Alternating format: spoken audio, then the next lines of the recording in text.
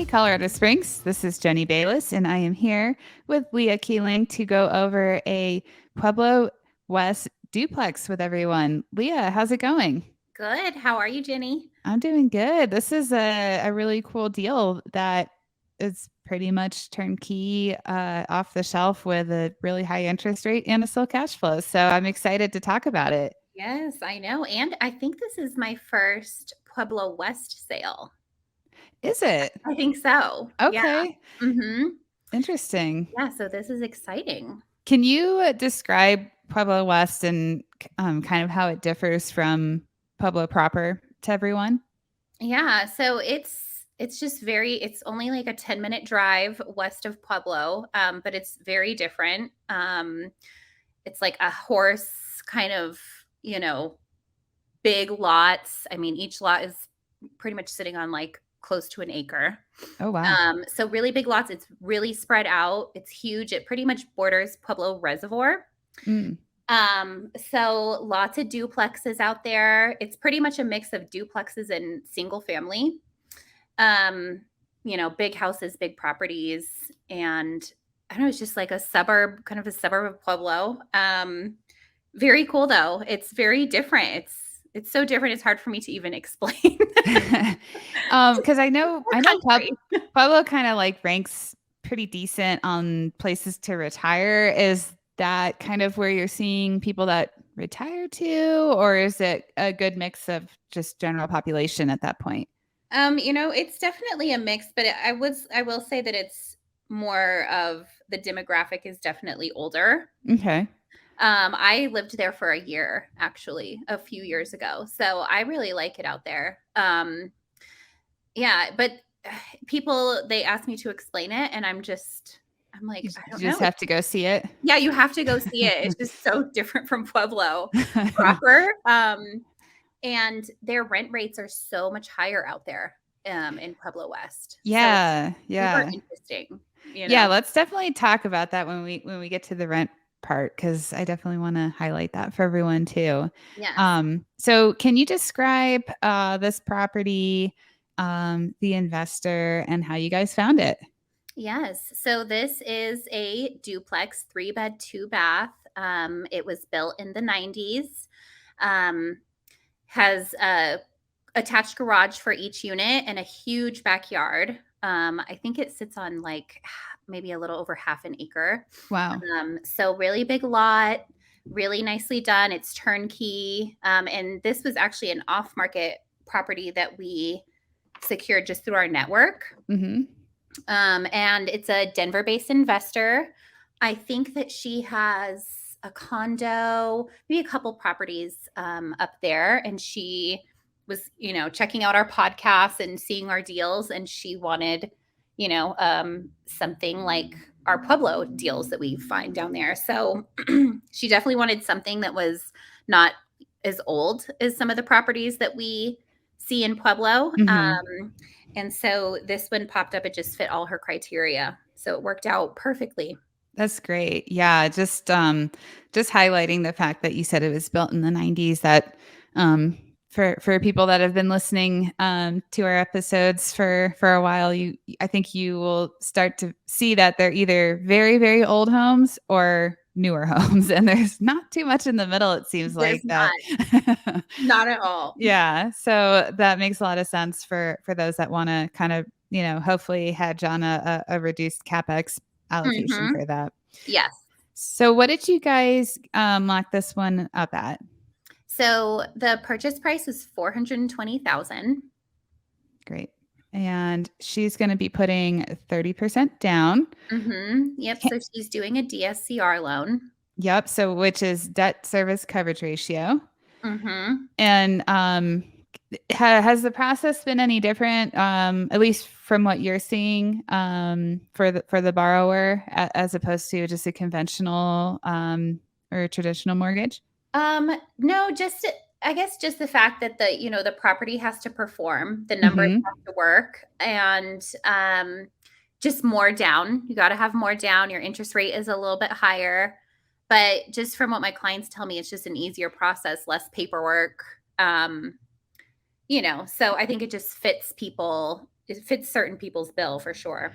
Yeah. So this is a really great product. Like what Leah just said, if you aren't really interested in signing over, your life story to the lender, this is it's an asset-based product. So it's going to be based off of the performance of the specific property, not the borrower. In most cases, of course, ask your lender.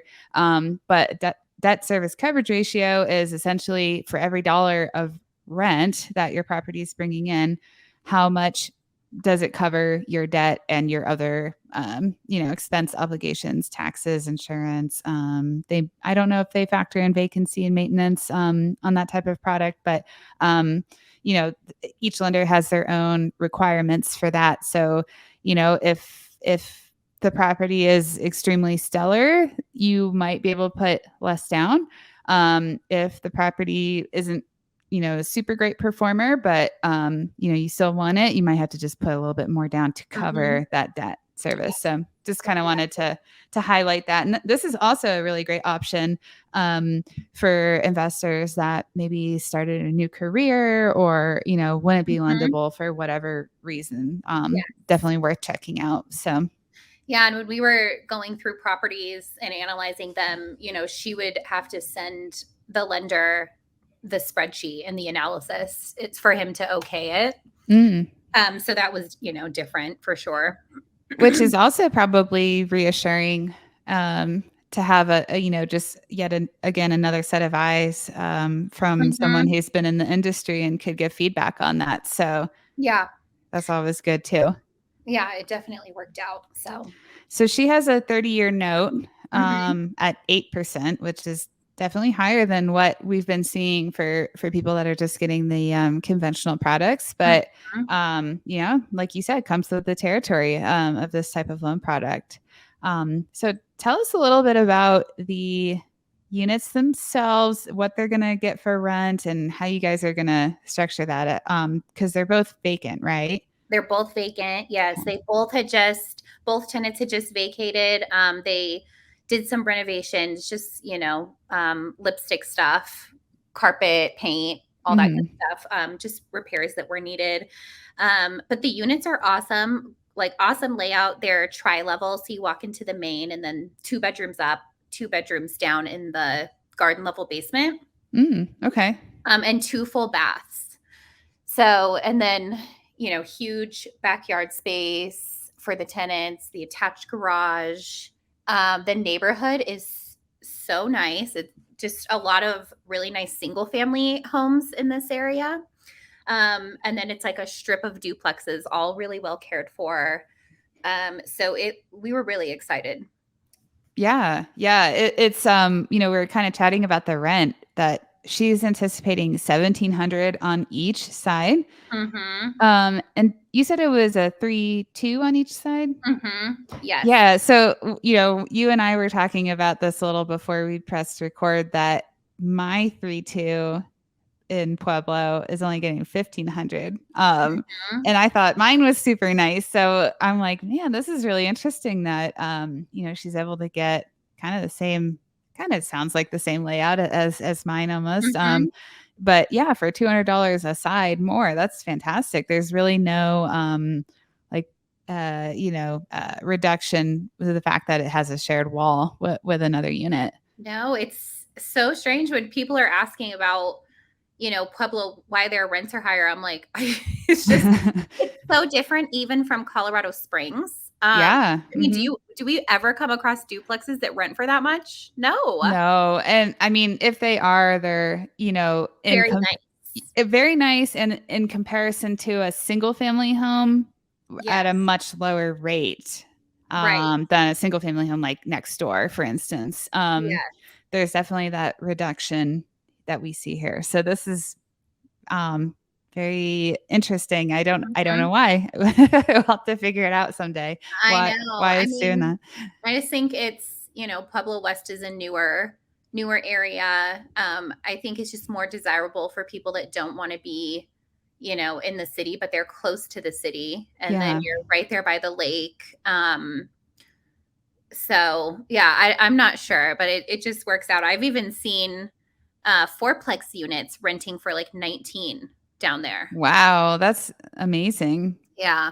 And the seller told us that the previous tenants were paying 1,800 with 150 in utility flat fee. Okay. I just was like, couldn't believe that. Yeah, that's pretty phenomenal, but Yeah. So we just ran it at 17 to be, conservative on the sheet. I hope that she gets more, of course. yeah, So yeah, pretty that's cool. that's really interesting. Is Pueblo West more um allow for more of a direct path to Fort Carson than Pueblo proper, or is it kind of the same commuting time? No, it's definitely a little bit further, I would say. Okay. So like Pueblo to Fort Carson is probably like 35, 40 minutes, and Pueblo West is probably like 50. Okay. Yeah, because you get off at the Purcell exit. It's just a few miles before Pueblo, and then it's quite a little drive out Okay. to where this is. Yeah. Not But bad though for some land, yeah, no. And Pueblo West is growing so much. I mean, they've changed a lot of their roads. They're expanding the roads, building like bridges and underpasses. And so you can tell there's a ton of growth happening out there. Yeah. So there's, I always tell people don't sleep on it out there. It's definitely Yeah. growing. Yeah. Yeah. It's huge. That's fantastic. I'm really excited to hear what she gets when she goes to list it, if she's able to Mm-hmm. kind of push that a little higher. Yeah. Um, she is going to have property management, Mm-hmm. and she's budgeting 8% for reserves, Mm-hmm. which I think is, definitely a good idea, even though it is a newer home.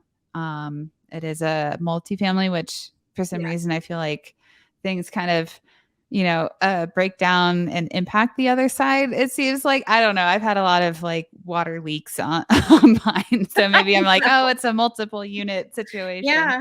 It just comes with the territory. You don't want to be shy on your Yeah. reserves for multifamily. Yep. You know this. Oh yeah. Oh yeah. A couple floods later, no big Yeah, deal. exactly.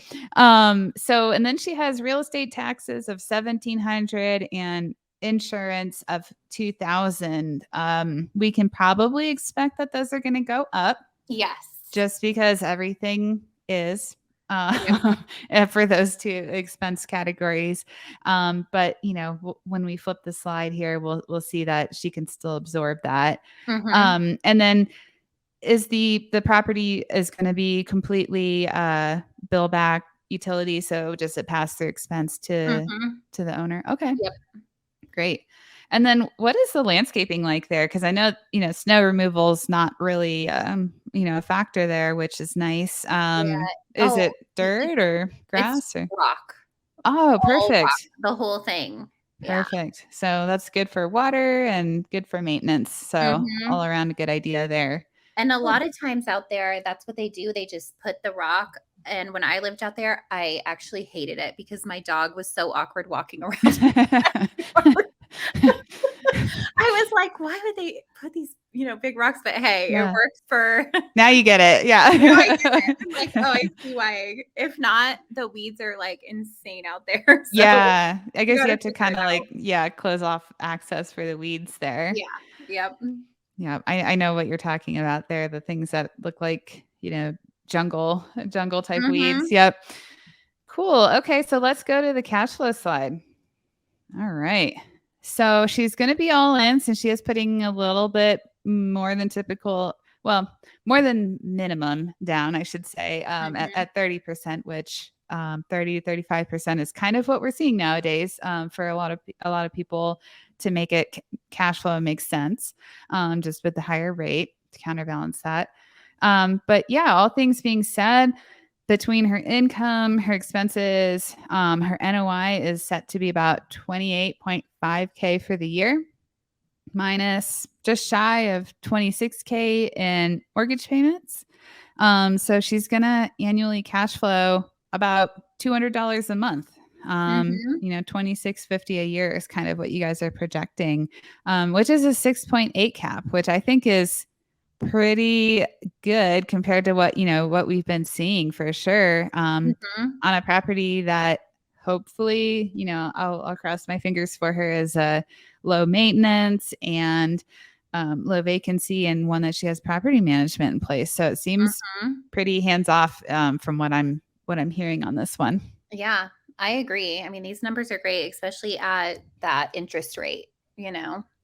Yeah. So, Is she keeping an eye on rates and just curious, like if she's going to pull the trigger to refi mhm, if rates drop, which I have no idea if they're going to, but is she just kind of using this as a placeholder and kind of seeing how mhm. things play out? Yes, yeah, and Okay. then I think she's gonna be, 1031ing into something else, selling off one of her Denver properties later Hmm. and investing in Pueblo again. So, Great. I know. Yes, Yeah, that's exciting. it really is. Yeah, so it worked out. I'm happy that we were able to find her something for sure. Yeah, yeah. So any parting words on this particular property or anything that you'd like the audience to consider when they're analyzing Yeah, properties? I would say just don't sleep on Pueblo West, you know? When I set people's searches, I'm setting them in Pueblo West as well. So, I think it's an awesome market to get into. So, Great. yes. Well, thanks, Leah, for joining us today and going through all my questions for this deal. Thanks everyone for listening, and we will catch you next time.